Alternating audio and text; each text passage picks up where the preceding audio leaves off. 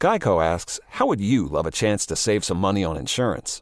Of course you would. And when it comes to great rates on insurance, Geico can help. Like with insurance for your car, truck, motorcycle, boat, and RV. Even help with homeowners or renters coverage. Plus, add an easy-to-use mobile app, available 24-hour roadside assistance, and more, and Geico is an easy choice. Switch today and see all the ways you could save. It's easy. Simply go to geico.com or contact your local agent today. I'm Glennon Doyle, author of Untamed and host of the podcast We Can Do Hard Things. Each week, we talk openly and honestly about the hard things in life together with you. So join us and some of our dearest friends and greatest heroes to talk about anxiety, boundaries, parenting, infidelity, our bodies, loving and losing, all of the things that make us human. Listen to and follow We Can Do Hard Things on Odyssey and everywhere you get your podcasts.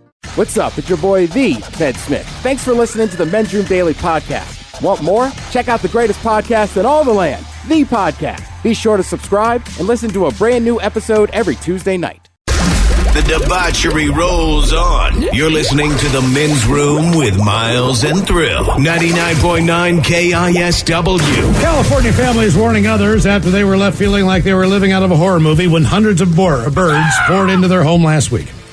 The avian invasion began last Wednesday, lasted a few days, according to Carrie, the woman who lives in the home with her husband and child. Carrie said the family came home from dinner to find the flock swarming around inside after swooping down in their chimney, practically taking a scene out of Alfred Hitchcock's The Birds. It's hard to explain. If you don't see it with your own eyes, you would never believe it. Video she shared shows the pulsating flock circling above the family's chimney before many begin swooping down inside. Another clip shot later shows them up against a window inside the home, still flapping with determination. We lost count after 800. Jesus Christ, man. She said the sheriff's station put her family in contact with county animal control officials who said simply, leave the doors open. But the birds were not going anywhere. They acted like they wanted to get out, but they weren't going anywhere. They were just flying around everywhere, every room in the house, every bathroom. They said that she put a hood and mask on to protect herself from the onslaught. They were just beaming off of my head. Surrounded by hundreds of birds and feeling helpless, Carrie and her husband and the baby stayed in a hotel overnight while the county tried to evict the birds. The birds did calm down and sleep in the house after a few hours. But they're still in your house. They made themselves a bit too comfortable. Because the second night, I actually woke up to a bird flapping in my room. So basically, you just got to pull the covers over your head, and I started screaming. Possibly worse, the home became filled with bird droppings. You could not walk in any spot in the living room, the kitchen, the hallway without stepping in bird droppings. Up the coast, just out of Santa Barbara, the local fire department says it responded to a home where 1,000 birds became trapped in a chimney on Sunday night. They were hoping the flock would flee on its own overnight, but then returned on Monday morning to find them still up against the fireplace grate. Animal officials worked throughout the day and the evening, eventually created a chute system to successfully funnel said birds through the home's back door. The bird's behavior appears to align with that of a migratory group, the Swift. The birds are believed to be passing through Southern California as they migrate north, looking for a new home. They basically said they just kind of take a break before they fly off again. Our question, what did Mother Nature offer up that you did not want to deal with? 206-421-ROCK. Hello, Heidi. Welcome to the Men's Room. Hey. Hola. Hola. Well, I might as well add to the bird stories. Mine's about an owl. So I went to visit my brother in Longview, Washington. I live in Bremerton. And it was Thanksgiving night, ironically, and he didn't know I was coming. It was a surprise. So we're driving in my car, just going to the bar, whatever. And it was probably about dusk. And I was like, what is that? And he's like, I don't know. And it was an owl in the road. And I was like, oh, my God. So we, pulled over. And then another car, as we were pulling over, it was like a 2-lane, like a 30-mile-an-hour area. Mm-hmm. So another car had passed me, and then it swiped the bird. You could see, a couple feathers. And I was like, oh, my God, this guy just hit this bird. So we got out of the car, put my hazards on right in the middle of the road. And so I've got a hoodie, and I put it around the owl. Another car is passing, and he's like, "What? You can't stop." I'm like, "It's an owl, man." I'm like, "Dude, no." So then we take it to his house in my backseat. It's all messed up. Wait. You took this injured owl to your brother's house, and again, your brother doesn't even know you're coming. Surprise! Oh, I mean, so I just should have like, said this was after I stopped by his house and surprised him, and then we were just going to go to the bar for a bit. Okay, all right. The house was in for a surprise. So we arrived, and then I'm like, well, what are we going to do with it? And it was okay. I mean, he was breathing, and he was kind of not coherent, and his eye was all squinted. And they had a cat carrier because they just got a kitten. So it was like one of those carriers that they had blankets in it for it to sleep in or whatever.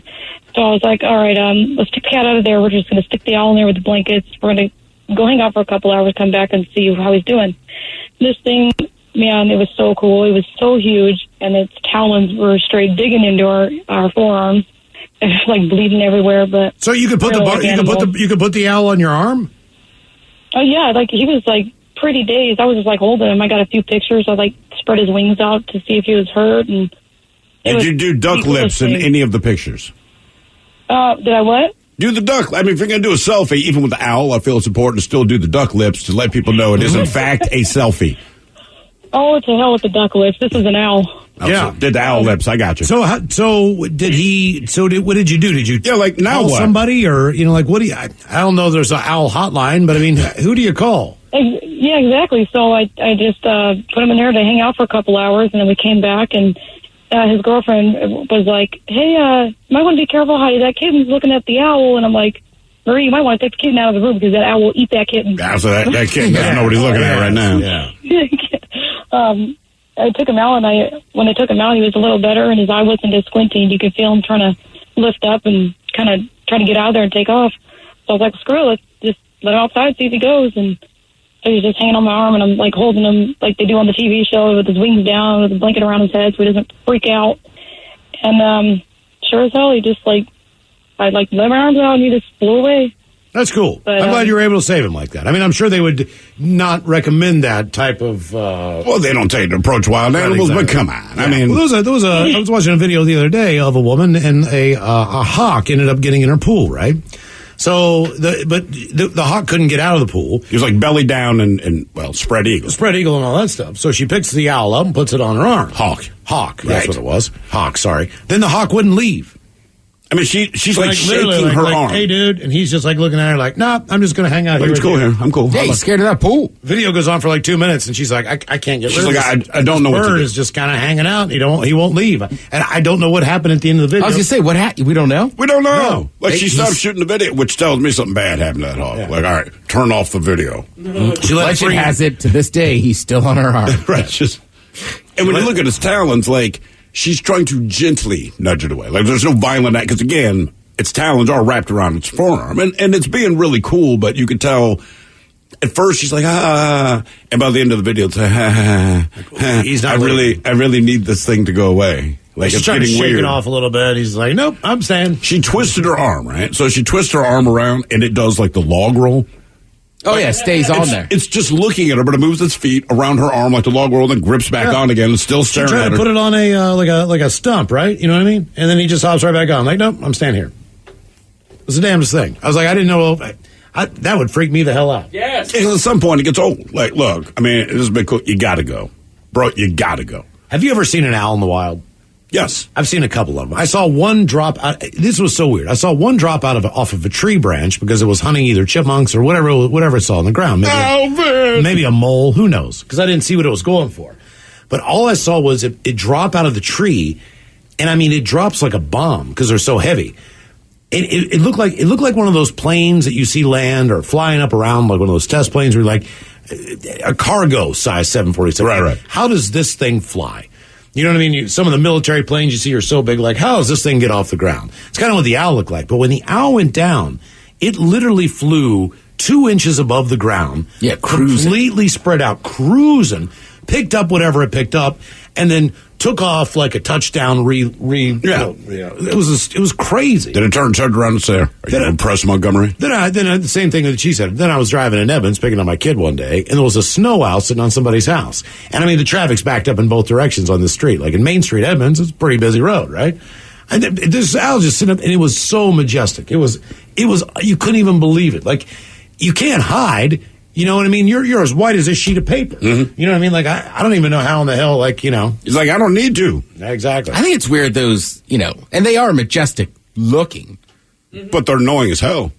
And they eat small animals and rodents and then just regurgitate their bones. Yeah, like, I didn't want that part. Sorry, man. There's a little skull. Well, obviously they're an alpha predator, because if you look at some people's homes where there would be like a cupola on top or something, they'll have an owl statue. My father bought one of those just to keep the birds and all that. Oddly, when we lived in Baltimore, in the middle of the goddamn city, we got one of those inflatable owls, and whatever it was, he went, maybe crows. I don't remember what his deal was, but it worked. I mean, like, whatever it is, other birds want no piece of an owl. But speaking of owls, she had that wonderful story. You know, she sees that it's injured, brings it back to health, spent hours, and finally flies off. Someone here says, I once hit an owl with a box truck. It was dark. We were going, for legal purposes, 60. It flew up, but it missed the windshield, but hit the vertical wall of the box. That's right above the cab. It was extremely loud. We just kept driving. Someone else says, I hit an owl in the Yukon with my motorhome on the way to Alaska. Luckily, it only damaged the grill and the headlight, but not the radiator. I later hit a seagull in Valdez, Alaska with the same motorhome. Call that the bird magnet. I mean, motorhomes are great, not very aerodynamic. Not at all. What did Mother Nature offer up to you that you didn't want to deal with? 206-421-ROCK. Hello, Ryan. Welcome to the men's room. Hola! Hola! Going to give a shout out to my local 86 brothers out there, iron workers, and my beautiful wife, Lindsay. Oh, yeah. And here we go. Here's the story. So, I'm out, we used to, when I was a kid, I was 11 or 12 years old, we used to rent a houseboat on Lake Roosevelt, Eastern Washington. Great vacation. Me and my grandpa went fishing for the day, caught some nice trout. We were super excited to get back to the beach to our houseboat. We start walking down the beach. He says, hey, I'm going to teach you how to clean a fish. Go have some fun down here. So we start walking down the beach, and I didn't know there was underground beehives. Yeah. And so we're walking, and I see him step, and out of nowhere, you guys remember when you were growing up as kids, those cartoons where you see a line come out of the ground of the little bees, Yeah. That's all I seen was a line of bees, and next thing I know, I'm starting to get stung. I'm freaking out, and my grandpa being an old veteran probably knows that too. He runs to the water, and I run away from the water back to the houseboat. And by the time I get back to the houseboat, I'm hopping on 1 foot with one sandal, ripping my shirt off. Probably stung 30, 40 times at this point. And thank God my grandma took me, and she put me in the little shower in the houseboat and started shaking baking powder or soda on me. I don't know what the heck she was doing, but, saved me, and thank God I was not allergic to bees. That's the thing about bees. Be here today. How was your grandfather? He was good. He only got stung probably about 10, because like I said, he went to the water, and I didn't. I ran away from the water, and lesson learned, you run to water, and there are underground beehives. All right, well, How long? So I know, if I'm in the water, that's fine. The problem is, how long are bees willing to wait to see if I'm going to resurface? Yeah, exactly. You know what I mean? Like, you could jump in a pool. I never asked him that question. But if they're mad for 4 hours, crap, and pop up, grab a breath, go back down. I mean, how much ground does a bee cover, though? It seems like it'd be easy to swim down shore from them. See, man, I don't know, because to your point, Ryan, I did not know there were underground hives either until I ran over one with the lawnmower and made this remarkable discovery. And I'm about 15, 16 years old, so I'm pretty goddamn fast, and they kept pace with me pretty goddamn well. I mean, they lit my ass up. Yeah, I mean, as soon as I realized I rolled over top of the hive with the lawnmower, felt something kind of hit the back of my leg, turned around, and there's a swarm exploding out of the ground, so instantly I take off to run back in the house. And I mean, like I said, I wasted no time. There was no hesitation. It was a dead sprint. By the time I got to my house, probably 18 stings. Oof. And when I got there, you hear them hitting the window.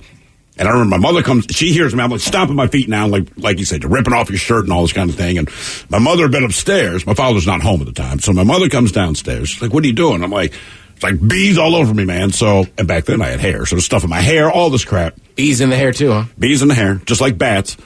So we take care of that. But the lawnmower, which even worse, is black and yellow. So they're attracted to that. And it's making a lot of noise, and it's about 3 feet away from their hive. So while they're trying to defend their hive, as far as they perceive it, the monster, that is the lawnmower, is just growling at them for hours. So now my father gets home from wherever he was from, and he's like, Stephen, why is the lawnmower running? I said, you see that cloud around it? I said, those are stinging insects. He said, are you going to just let that thing run out of gas? I said, I sure am. I'm not going to, look, if it's that important to you, you go out there and turn it on. So that thing went until about 6 o'clock that night, and it started, it would just fight and stay on, and we're like, we're not. And until that thing finally stopped, well, it ran out of gas. Until that thing shut down, those bees were all around it. So I was like, I'm not going back out there. When I used to work for this guy who was my neighbor, and he was he is a pest control operation, right? But he would hire me and pay me really well. I'd basically just go out and drill for termites and stuff. This one call, and keep in mind, he had a son named Mike. It was a father-son business. Okay. All right. But when I would go out, you still had to wear the company shirt. Sure. And you still had to wear. So were you Mike that day? I was Mike. I mean, because the patch said Mike. I was Mike every time I went out. You know what I mean? Because I was wearing Mike's shirt. So anyway, they had an infestation up in their attic. They were pretty sure they had bees up there, whatever. So Jim gives me the canister. It's basically, it looks like pesticide spray. Like, you know, you get a little knob on it. It's got a little wand on it. You go up there, you knock it depending on the pressure of it, whatever. So I go up, and it's in the top floor of a 2-story home. And in the hallway, they have a pull-down ladder, which is on a string, and you pull it down, and then the ladder just kind of falls down. That way you have access to the attic. Well, there's no light in the attic. All right, that's number one. Number two is, I go up there, and I can hear the buzzing, but I can't see anything exactly. So I need to get a flashlight. Crawl back down, get a flashlight. And I got a flashlight in a hand. So basically, I got the gun in one hand, I got the flashlight in the other, and I'm looking, and I look up, and between the 2x4s, the honeycomb wall of bees was literally 4 to 5 feet long. I mean, it was an entire comb. The bees are buzzing around. I put the light on it. Bees are flying all around my head, and I fall back down that ladder. Now, keep in mind, I was about waist up in there. Right. You know what I mean? So I fell 8 feet, but not really a big deal. I fell on my butt, my back. It wasn't that bad, but initially the shock of it was kind of bad. I was just like, oh, you know, like, and it was a huge thud. Owner comes running up the steps, looks at me and says, Mike, are you okay? I was like, yes, I'm okay. We got that thing closed up. Jim was the one who eventually went up there and sprayed the damn thing. Like, he went up there with, basically, he threw the equivalent of a bomb up there and then closed it and closed the hatch. You know what I mean? And then they had to leave for the night. They had to spend the night somewhere else because it was a pretty toxic thing. And then they went back the next day, and all the bees had been killed. But still, it was just like, I just remember that woman looking at me and going, Mike, are you okay? And I'm like, oh, yeah. Just gotta have the shirt on. Stay with us, Mike. I'm okay. Right? Mike, are you all right? I didn't get stung or anything. It was just fall from the ladder. Oh, hey, something new. If the hive is in the ground, it's not bees. It's hornets. You know, you're right. I was stung by yellow jackets. So that's what it was. Yes. What did Mother Nature offer up that you did not want to deal with? 206-421-ROCK. Geico asks, how would you love a chance to save some money on insurance? Of course you would. And when it comes to great rates on insurance, Geico can help. Like with insurance for your car, truck, motorcycle, boat, and RV. Even help with homeowners or renters coverage. Plus, add an easy-to-use mobile app, available 24-hour roadside assistance, and more, and Geico is an easy choice. Switch today and see all the ways you could save. It's easy. Simply go to geico.com or contact your local agent today. Take the next step toward the career you want, be it business, cybersecurity, healthcare, or more. UMGC can help you get there. No application fee when you apply by August 31st. Visit umgc.edu, certified to operate by Chev. A burst pipe at 3 a.m. is a bad way to start the day. A cold shower in November isn't invigorating. So before you start freaking, call Beacon. Beacon Plumbing, Heating, and Mechanical is just one call away 24 hours a day. 1-800-FREAKIN or beaconplumbing.net. 99.9 KISW. The men's room is in progress. Return to Who Sucks Less coming up after emails on our question, what did Mother Nature offer up that you did not want to deal with? 206-421-ROCK. Hello, Dave. Welcome to the men's room. Dave! Hola. Hola. How's the party going? Well, enjoying the beer. Nice.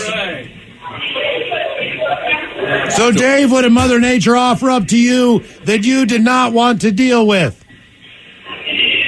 Years ago, I've even sent you a photo of it before, but my friend took me up to Yosemite so we could hike up to the top of Half Dome. And we took his dad with us, because his dad had hiked all over Half Dome, but he had never been to the top of Half Dome. All right. He hiked all over Yosemite. So we get to the initial campground where we're just staying overnight, the walk-in campground.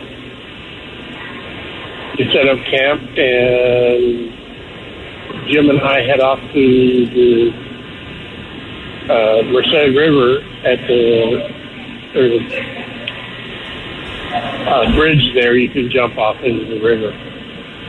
And we had an earthquake. Oh, okay. All right. Well, that sucks. So we go back to the campground, and, his dad's okay. Our campground is okay, but there are like 3 tents that are demolished by falling trees. And we're going, holy crap, And then later that night, we're camping, and we're getting ready to our sleeping bags, and we're sleeping, and Jim and I both sleep out in the open, Get woken up by Jim at 12 o'clock at night, and goes, hey, Doc, look, here's Mr. Bear. And 3 black bears are walking along, the ridge there right next to our campsite. And I'm like, holy crap, And then we finally, the next day, we hike up to Yosemite and do our thing. And we get up to the top of Half Dome, and everything's cool. But the thing about Half Dome is you have to understand if there's anything about a lightning storm about to happen, you have to get off that mountain because it is a lightning rod. Yeah. Well, sure, man. I mean, so you had a lot of things coming at you that weekend. I mean, look, I get the earthquake being memorable. I remember seeing bears, but if I camp in California, I'm not going to be stunned that there's bears. Or earthquakes. But I mean, more prepared. I guess I'd be better prepared for an earthquake. Because a bear, all I know I'm willing to do is panic. An earthquake, I feel like I can at least get my head. Because an earthquake is not personal. An earthquake is not personally trying to kill me. It's a situation, right? The bears are kind of like, oh no. What did Mother Nature offer up to you that you did not want to deal with? 206-421-ROCK. Do you have us on speakerphone in a bar? I think so. It sounded like that. It's proper phone etiquette, Dad. If you're in a public place, put it on speaker so that everyone who's not involved in the conversation kind of has to listen. But we can't hear them, so right? We don't know. And it makes it harder for the people on the other side to hear you. It's exactly what you want to do. Hello, Paula. Welcome to the men's room. Hola. Hola. Well, the curator of reptiles at the local zoo was teaching a biology course at the U and was taking some students to a rattlesnake den and asked me if I'd like to come along and help out. And so I thought it sounded like a great idea because, I was volunteering at the reptile department. Sure, they said rattlesnake den. Instantly, light bulb like this is the best idea I have ever heard. I saw that in Raiders. Yeah, well, I kind of thought I would see a few rattlesnakes. I had no idea. So we climbed up into this place. There was a rocky overhang. It was in eastern Washington, kind of deserty. And there were hundreds of snakes. There were areas where you almost couldn't put your foot down without stepping on snakes. Fortunately, it was early in the season. He wouldn't have taken us up there a month later. But it was early in the season, and they were still coming out of their winter coma. So they weren't moving around a lot. And they're a small snake, the ones we have here in Washington. They're not particularly dangerous because they don't have a huge strike range, and they don't give you a lot of poison. Nonetheless, I had no idea. They were everywhere. We were trying to find a place to put our feet as we tippy-toed between them. And I'm sure I felt bad for the poor students because if I was shocked, I'm sure they expected to see a few snakes at a distance and not be playing hopscotch. But again, I understand, but also the sales pitch, the field trip was, we're going to a rattlesnake den. So if someone invited me to a Klan rally, I would not be like, I cannot believe how many racists are here. I mean, it's like you specifically went to, how long were you guys tiptoeing through this mountain of rattlesnakes? Well, we went on, we stood around in the epicenter, I guess, for probably about 10 minutes. And he he was lecturing a little bit. And my job, it was like Mutual of Omaha with Marlon Perkins. So you play the Jim character. I was Jim. Paula, go grab that rattlesnake and show him. Yeah, exactly. And what he was trying to show them is, yes, we have rattlesnakes. They can't fly through the air and glom onto you, and these are the sort of places you can look for them. So although it was not my worst nightmare, I think it's just about everybody else's.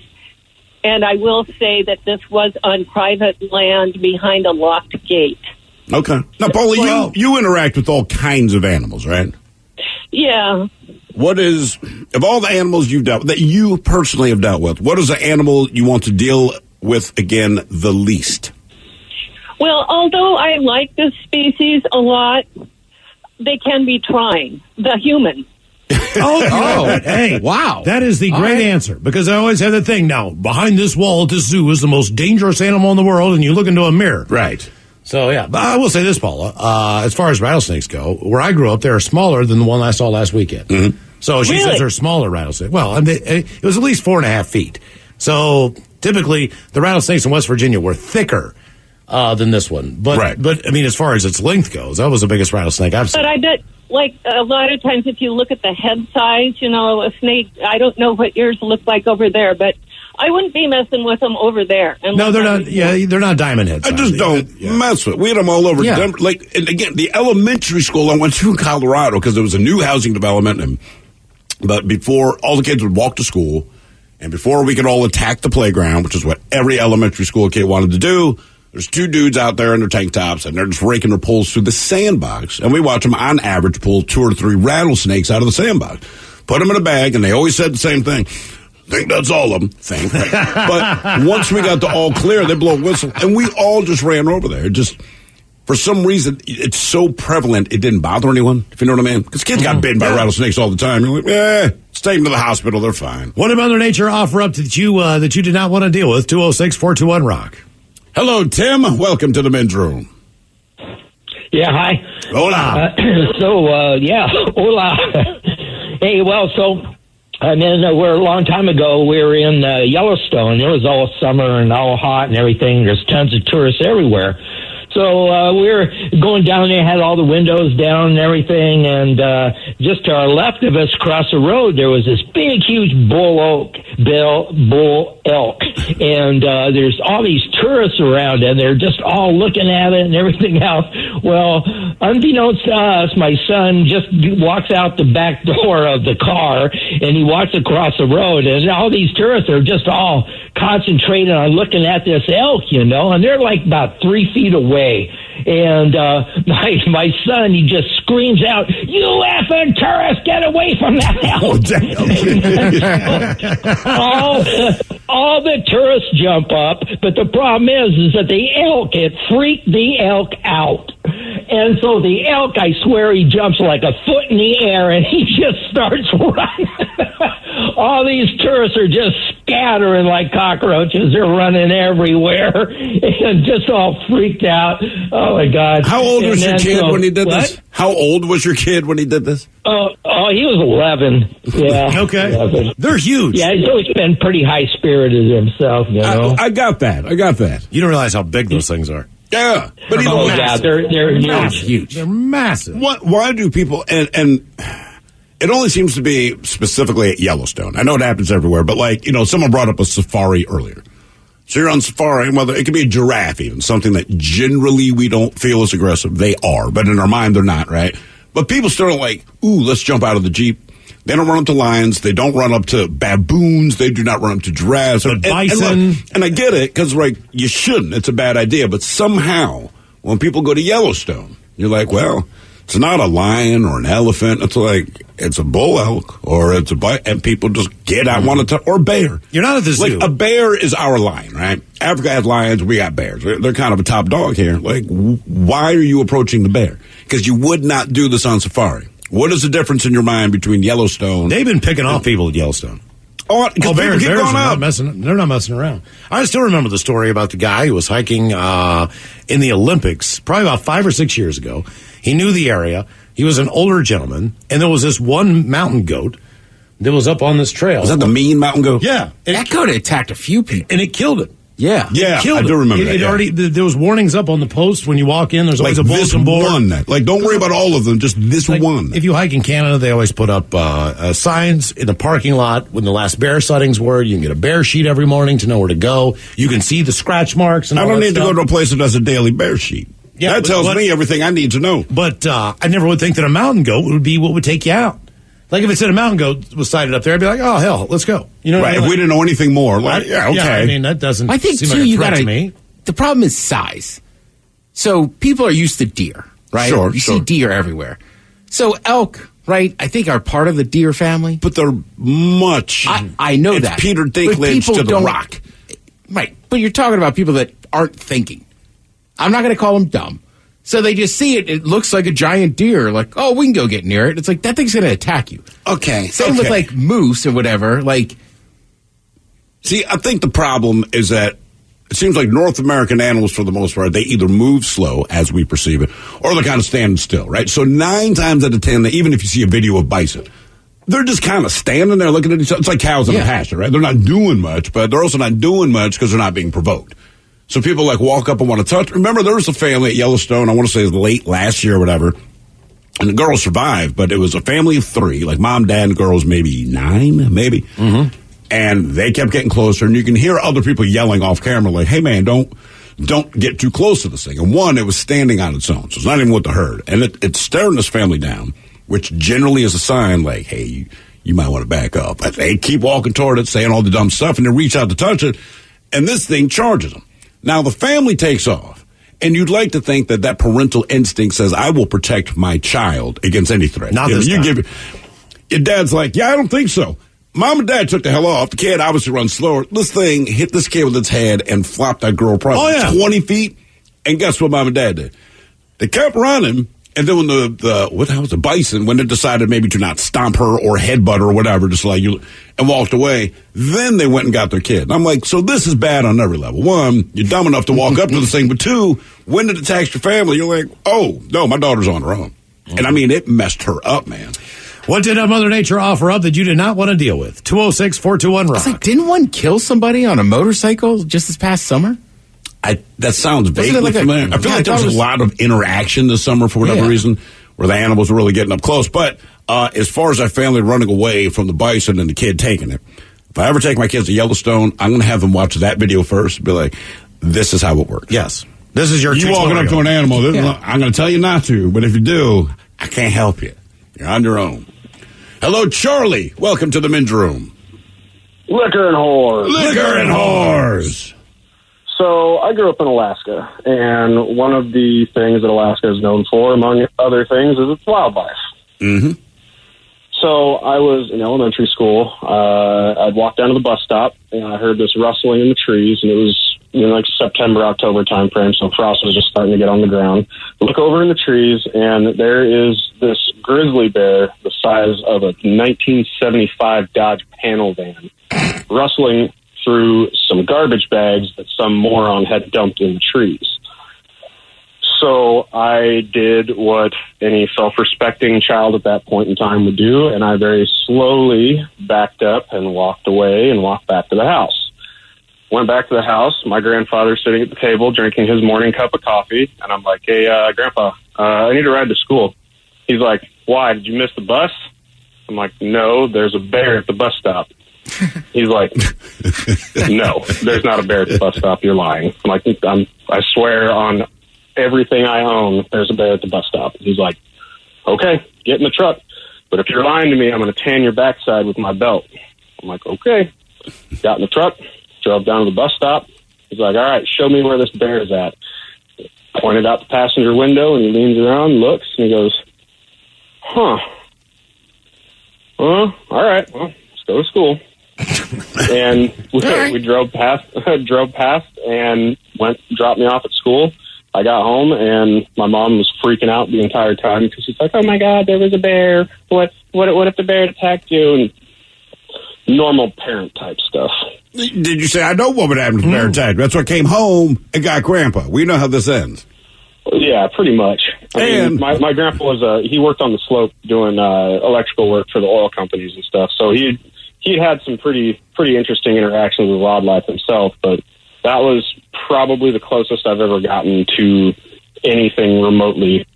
Okay, we know grizzly bears, we know black bears and brown bears. What else is in Alaska, land-wise, that you do not want to mess with? Because it's too cold for snakes. Right.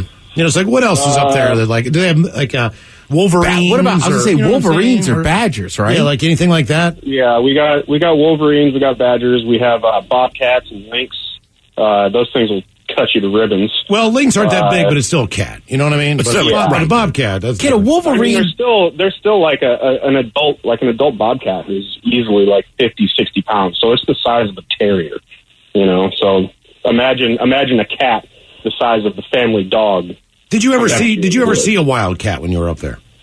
One time, yeah, and that was from quite a ways away, and that was closer than I wanted to be. Yeah, right, can a wolverine take down like one of those other animals, even though it's smaller? Absolutely, easily. Yeah, they are mean.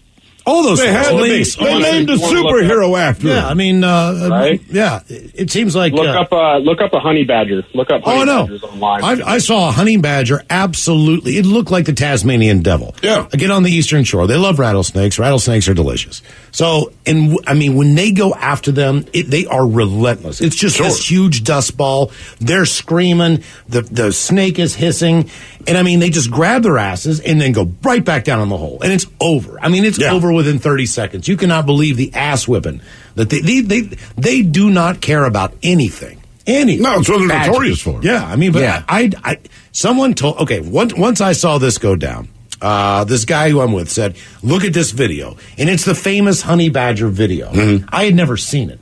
But apparently it was like a big deal 10, 15 years ago. Like, this honey badger kicked, like someone did like play-by-play on it. Right. Like, he gives no there was a guy with I'd say an effeminate voice that was very funny. It was all over the internet. Exactly. And I saw that video for the first time after I just saw honey badger do that thing. I'm like, I never saw that video. I had no idea. But it was exactly like that video. It doesn't help that you call it a honey badger. Right. So as a child, you're thinking, oh, what a cute little thing. By the way, someone you saw a badger in Maryland?